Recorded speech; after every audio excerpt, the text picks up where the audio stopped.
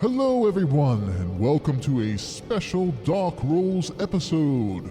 We are going to be going over the rules of combat, as well as some other miscellaneous items. That way we can avoid confusion going forward in our adventure. First off, during combat, AP is used to do all of your actions, including movement. AP stands for action points. The player's base AP is determined by their endurance stat and the modifier that it has. We will be going over modifiers a bit later. Movement costs 1 AP per tile, unless the character is under a status effect that changes the cost. Players start out with their base AP every round. Half of any unused AP will be added to the base amount the following turn, so it is advantageous to save your AP to unleash higher costing spells or special attacks. Speaking of attacks, attacks are rolled with a 100-sided die as percentage. To hit, the player must roll the number or lower that is listed beside their weapon's attack percentage. During combat, a player may want to use spells. All spells cost 10 AP to cast, and they have an 80% chance to hit, unless otherwise listed. If a player is lucky, they may find themselves rolling a critical hit. These are numbers 1 through 5 on the 100-sided dice. Though, a player could be very unlucky and roll a critical miss. These are the numbers 96 through 100. All of the critical rolls will be unique to the circumstance, and the DM will tell the result. Special skills and magic can only get a critical miss on a 100 roll, though they can still get critical hits if they roll between a 1 and a 5. Now we will be getting into a little more advanced combats.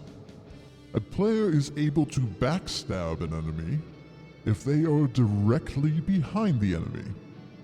It takes 5 AP to attempt.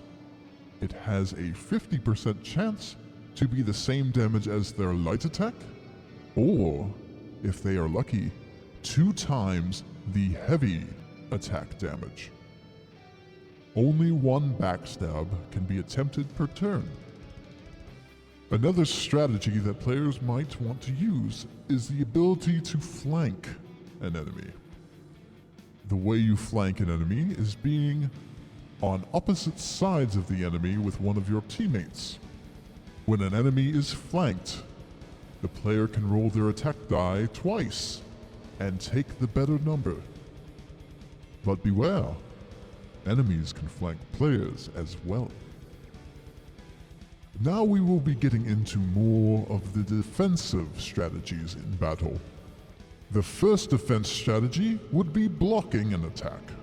To do this, a player can use any AP they have at the time that they are attacked. Every 1 AP that they use to block, 2 points of damage will be negated. This is the base. If a player increases their strength, it can increase the amount of damage that will be negated. Another defensive strategy would be to parry an attack. To parry an attack, the player must have at least 5 AP remaining. It costs 5 to attempt. The base parry is 25%, but this can increase as the player's dexterity increases. When a player successfully parries an attack, they will get to try a heavy damage attack at no additional cost of AP. Only 1 parry can be attempted per attack, but If the enemy does a second attack in the same turn, an additional parry can be done if the player still has enough AP to do so. Another defensive strategy would be to roll. Rolling costs 5 AP with a 40% chance of dodging damage. This gains 5% per dexterity modifier. This percentage will increase as the player's dexterity increases. The person rolling can move one space in any direction that are open. They are unable to roll through an enemy. But beware, the attacker can still use AP to move and attack again if they have enough AP to do so. And if the player is feeling rather unique, they can perform any action of their imagination as long as it is in the realm of possibility. Any custom action, such as grabbing, climbing, etc., will cost 5 AP, and also the player will have to roll a 20-sided skill dice check given by the DM, according to the circumstance. If a player has become damaged and they want to heal, they have a special item called Estus. Estus is very comparable to potions in many other RPGs. Using Estus costs 10 AP. The amount of healing depends on the rank of the player's Estus flask, which has a set number of uses, which can also increase if upgraded. Next, we're going to get into attributes. These are specific stats that the player can increase to make their character stronger. These are vitality, endurance, strength, dexterity, intelligence, faith, and resistance. When a player levels up their vitality, it will give them more health. When a player increases their endurance, it gives them more AP, which is a vital thing in combat.